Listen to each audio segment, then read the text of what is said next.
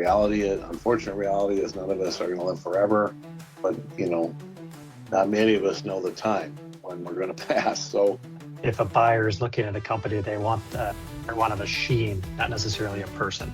Well, quite honestly, that's the best time to sell your business.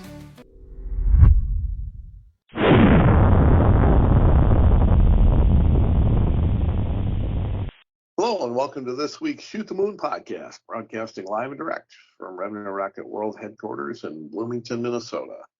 If you've tuned in the past, you know that Revenue Rocket is the world's premier M&A advisor to IT services companies. With me today are my partners, Matt Lockhart, Ryan Barnett. Welcome, guys. And welcome. We passed the official start of summer, at least here in Minnesota, with Memorial Day, and all of a sudden it's 90 degrees. So here we go. The flip is switched, and we're running and heating up.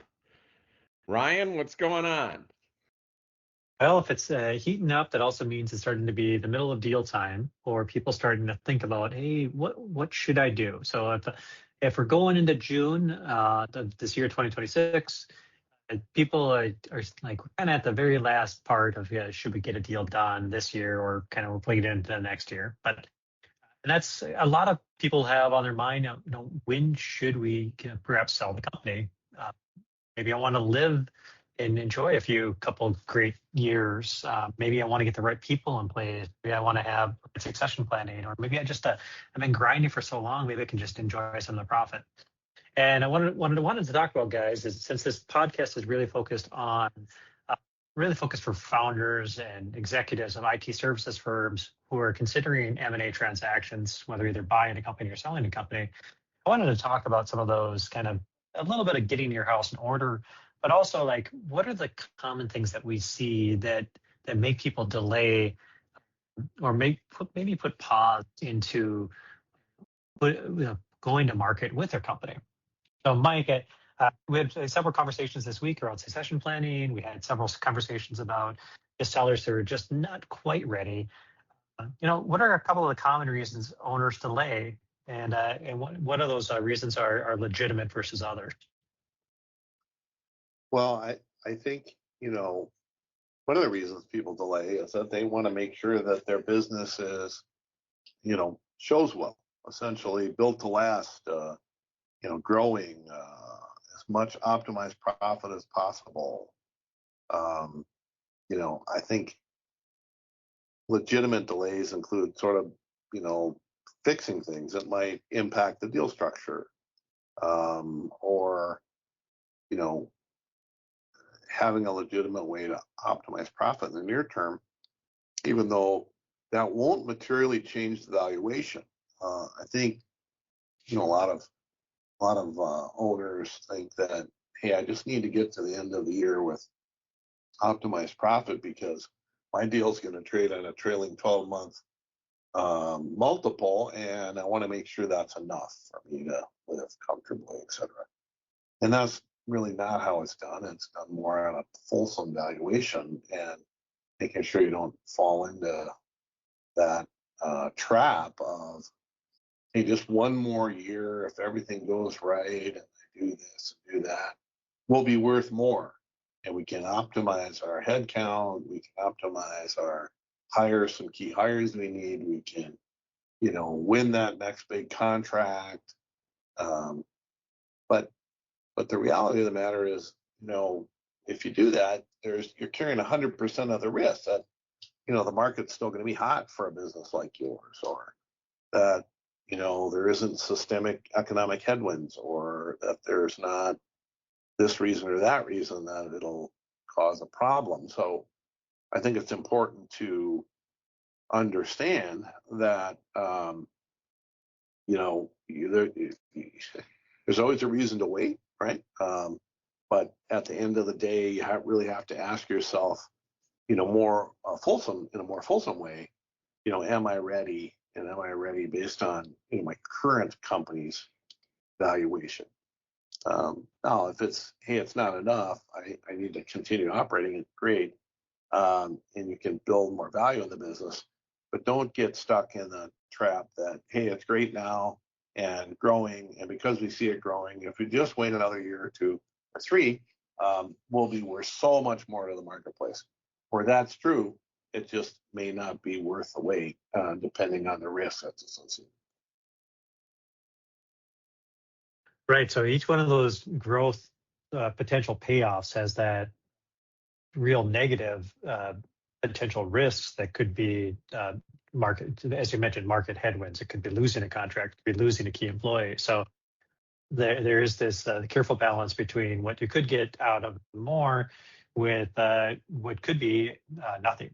And I think we've seen that before. You know, we've seen companies who kind of are poised for a great year and something happens. Sometimes a year like COVID happens. Sometimes a macroeconomic events can happen that quickly change the orbit of things. And interesting to start that one more year can end up being a trap as much as it can be accretive to risk or accretive to wealth. Pardon me. You know, Ryan, Matt, Ryan, sorry yeah. to jump in. It makes me think of something that we often, talk about and sort of a general principle, which is, run your business as though you're going to run it forever, but have it in a position that you could sell it whenever you want, right? Mm-hmm. Because you don't know when that time is going to come. But it's sort of the principles of having the pieces in place that you are going to continue to operate the business for, a long time to come. Right. And Matt, you've talked a lot about this in this podcast before about the concept of selling in and if the short version of that, if you're selling in, you're kind of continue with the company and you may be the CEO for quite some time or the president of a new division. If you're selling out, there's a lot of risk with that where a buyer may really look and scrutinize the dependency on the owner.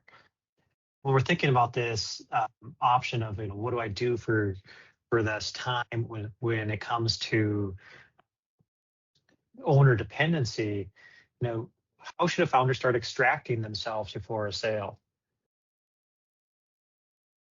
Yeah, I mean, and to frame it, we do work with quite a few founder-led businesses, right? And our specialty in the tech-enabled services world is well, there's just a lot of founder-led businesses out there that have done just a great job in building their capability and taking care of customers and taking care of employees.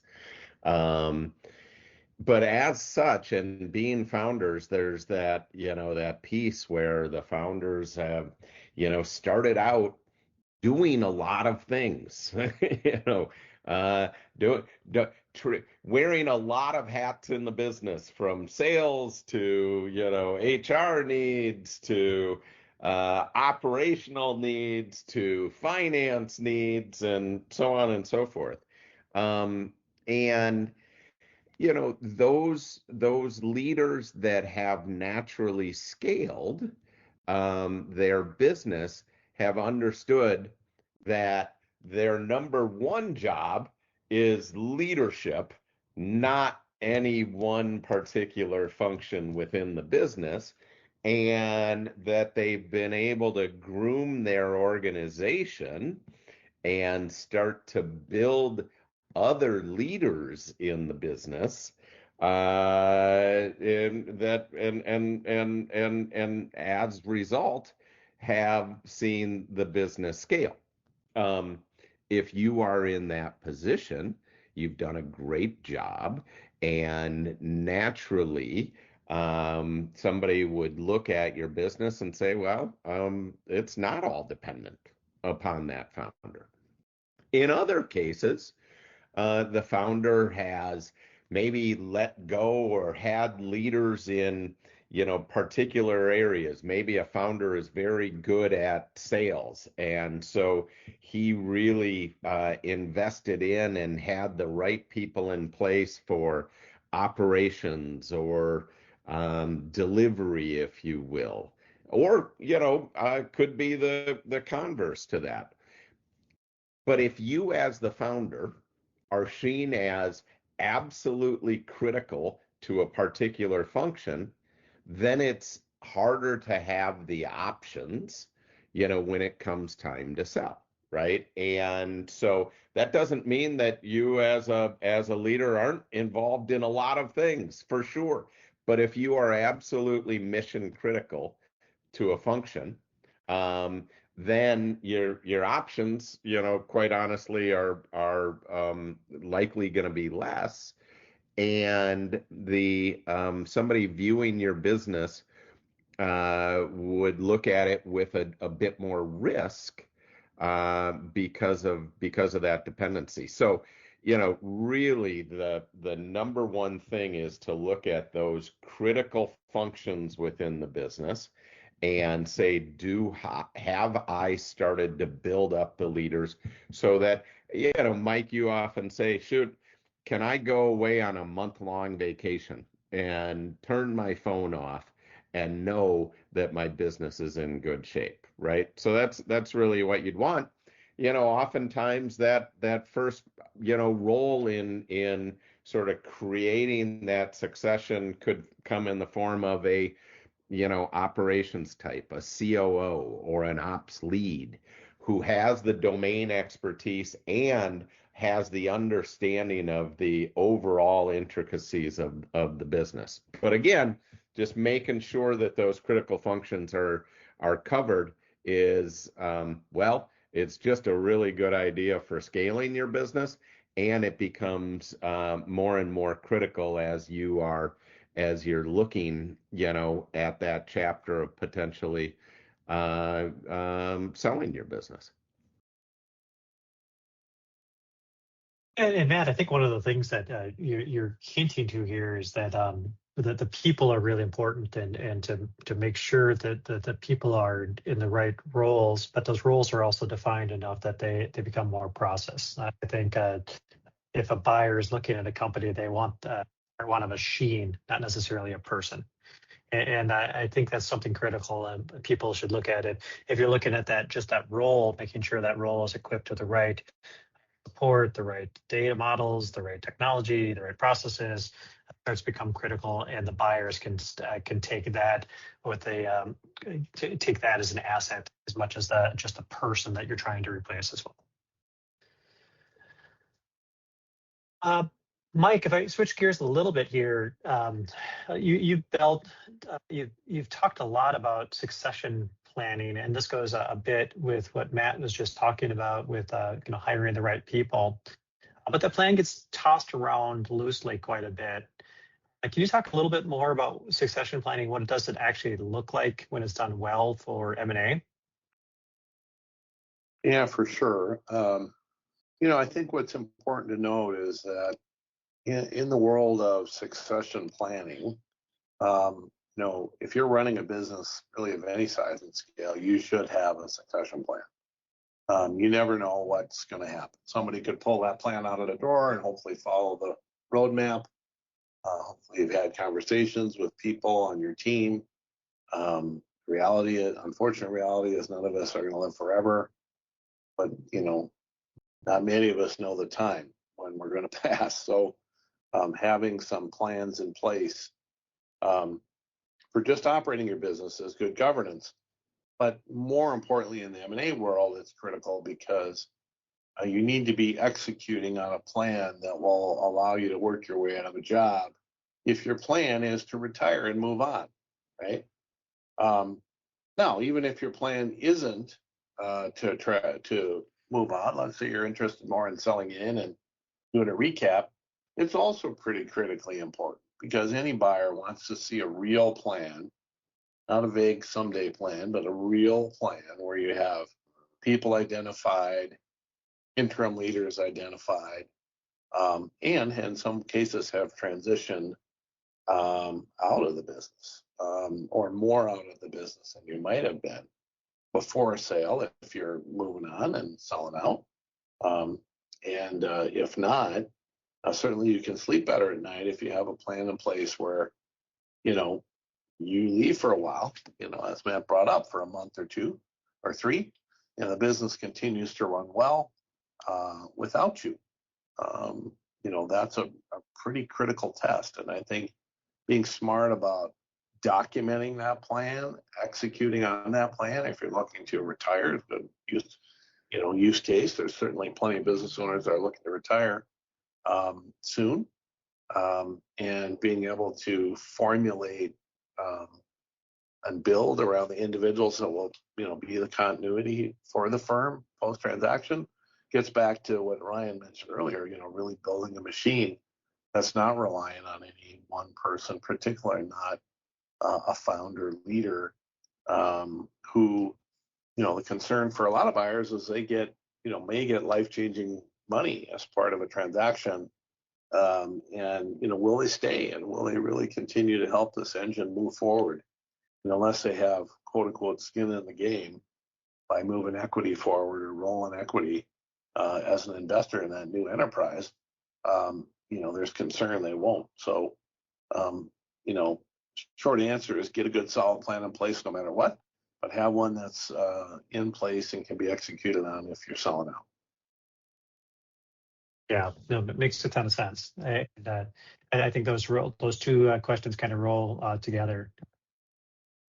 In a lot of Matt, I'd love for you to think about this or help me out here. A lot of the people that we've talked to have built their business, and they finally kind of turned this corner too, where they start to feel like they have the right team in place. If I start to feel like profit is getting up, maybe they've been just light in it for a few years and just in their own pocket, and finally you see, hey, there's some light at the end of it. How are you counseling sellers on this tension between, hey, let's enjoy what we've built now, and the window could be open for a sale now? Yeah, well, I mean, there's the personal decision part of it, right? And we do work with a lot of our clients through that personal decision. What are your plans, goals, dreams, aspirations, right? And that certainly, plays a part in the timing. And then there's the combining that with sort of the current, run rate, and then back to, what we were just talking about, sort of the foundational aspects of the business. The I think wise counsel, right, is that the current run rate, right, shouldn't be thought of as just this constant thing, right? So in your example, we've hit some new levels, right, within the business. We put some good things in place. We've started to have some more success, and so we've sort of broken through a barrier. And sometimes the trap is that founders and leaders think, well, geez, now we broke through it, and we're just going to be sailing. The wind is going to be at our back, right? And we've got, years ahead of us of just consistent growth and consistent profit. Well, that's kind of a fallacy, right? So, what's great about hey, you're in a good spot, you've got good pipeline, you've got good team, you've got, you've got good customer success, right? Well, quite honestly, that's the best time to sell your business, right? Because for the level that you are at, you are demonstrating a well-run business, and if it's in our space, it's going to be attractive, right? Now, does that mean that you have to sell then? No, right? But just be eyes wide open that there will be additional headwinds to come. There will need to be additional investments in the business to continue to grow and to continue to scale, right? So say, for example, You put 20% year over year growth on the business. That's amazing. Now, fast forward, right, another 5 years and think about putting 20% on the business then. It doesn't get easier, it gets harder, right? And so you really got to be eyes wide open with what is going to need to be continued investments in the business to continue to scale, right? Um, and versus your personal desires of what do I want to do, and are there other things that I can do, and then there is just a natural de-risking part of this equation as well. And when I say de-risking, most founders and leaders, their number one asset by far is their business, right? And oftentimes, the right thing to do may be to de-risk and sort of make sure that your personal portfolio is spread out a little bit more than having it all wrapped up in your business. So, there is no silver bullet in this answer for sure. But I do think it is really that combination of personally, what do you want? And then, really eyes wide open as to where the business is today and the pieces that are going to need to be in place in the future. Right, right. Yeah, and there's a lot of homework to get done while doing that. And I think there certainly are things that can make people pause. And for example, if you've got a deep level of customer concentration, you may want to take a step back and say, what are some sales efforts I can do to increase the pipeline, to increase the more quality clients? Just to help you, that can be one thing to think about that will, increase value, not only because of reduce risk for a buyer, but also just simply, better revenue and profit. Things like thinking about through contract assignability or how you want to make sure that your top clients can be transferred to a new buyer. Those are all good things that can help be a better business, not necessarily make you a better sale. We're even talking about some of those hires and bench depth as Mike you alluded to earlier. A lot of this comes with understanding where your company is at today. And Mike, a lot of companies that we talk to, they run the company well, but they don't necessarily, we hear a lot, hey, we don't know our number. And that can be a reason for them to wait moving forward with a process. Why is that actually a reason to start a process instead of waiting for a process? Yeah, great question, Ryan. The thing you should know is the value of your business, not only at all times, but maybe at least annually. It's good corporate hygiene to do that and understand how much are you really worth. And given that situation, you can use that valuation to know whether if someone reaches out to you or whether now's the right time, or maybe even decide based on change in life circumstance that, all right, I should be able to sell my business for X. It becomes a stage gate in many ways to a process where you can say, if the number's at or more than I thought it was, maybe it's time to do something. If it's not, you can say, well, what do I need to change to quote unquote get to a better number, right? And I think for the owners that know their number, it certainly helps them make better operational decisions about hiring and contracts and distributions of profit and timing and investment, right? Because it guides you to a place where you'll be able to, do something with the business eventually that's much more interesting than either letting it languish or being in a position where you can't service the business because of maybe your own health situation or maybe an accident that occurred, or there's a lot of things that can occur. And I think understanding your own number and how it impacts the business certainly will help you make better decisions moving forward on potential transaction. Right. No, no, absolutely. And Matt, just kind of some final thoughts here. You know, if you're a leader running IT services firms today, and you're thinking, hey, maybe this sounds like me. What's one thing that a CEO should do or founder should do this week? Talk to people. Or maybe if it's, this week is write down the list of people that you're going to speak to. And that you can use as counsel. One of the things that we consistently say is, build your relationship with your team, your external team that is going to advise you through these things. And that could be peer group members.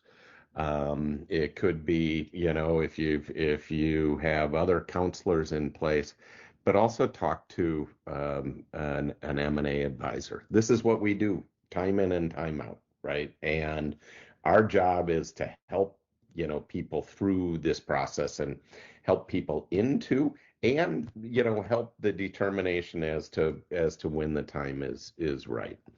Now, operationally, if you're saying, okay, hey, one of the things that I heard here today is that having my team in place is going to be pretty critical, and I need to be able to stand these people up, these girls or guys up, and say, hey, these guys are running the business, right?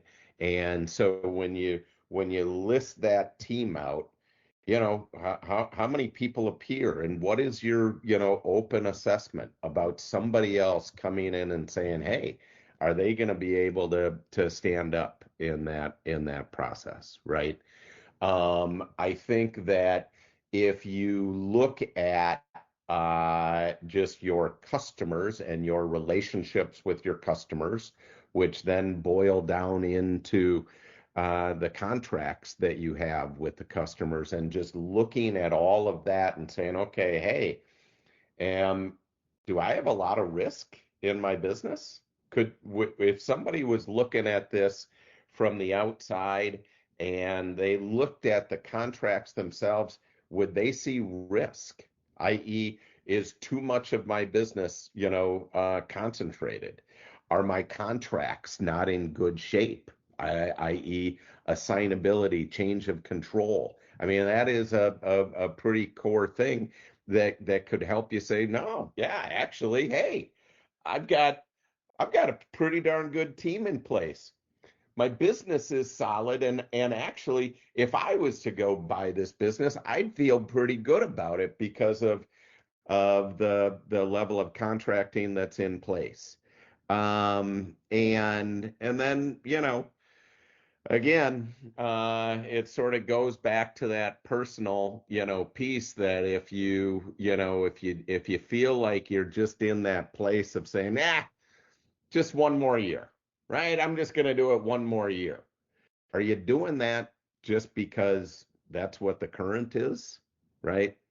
And if it is, right, then, maybe you need to take a little closer look and say, hey, maybe the time might be sooner rather than later. Yeah, great points, Matt. Mike, any last minute thoughts for closing up? Not really. I mean, I think it's important to note that, it's critical to have a plan, right? It's not the old adage, right? If, without a roadmap, any road will get you there, isn't really gonna, work here. And you need to be thinking about how long you feel you can continue on, how long do you want to work, how long and what kind of work you want to do, right? Do you want to continue growing this as part of a bigger entity? Do you want to exit in an orderly way at some point in the future, and when might that be? And I think you need to lay the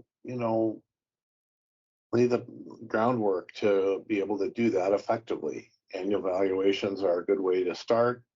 Be thinking about business optimization. There's never a bad time to be thinking about how you optimize the business for growth and profit. Certainly, how you build value into the business. And I think by doing that on a continual basis, you can coalesce around, when might be the right time for you to think about hiring an advisor, like Revenue Rocket. Hopefully, if you're listening to this podcast, and being able to, take advantage and monetize in many ways your life's work that you put into this thing. So, with that, we'll tie a ribbon on it for this week's Shoot the Moon podcast. Feel free to tune in next week. We'll unpack further new and hopefully interesting ideas around M&A and strategy and running your IT services business. That, make it a great week.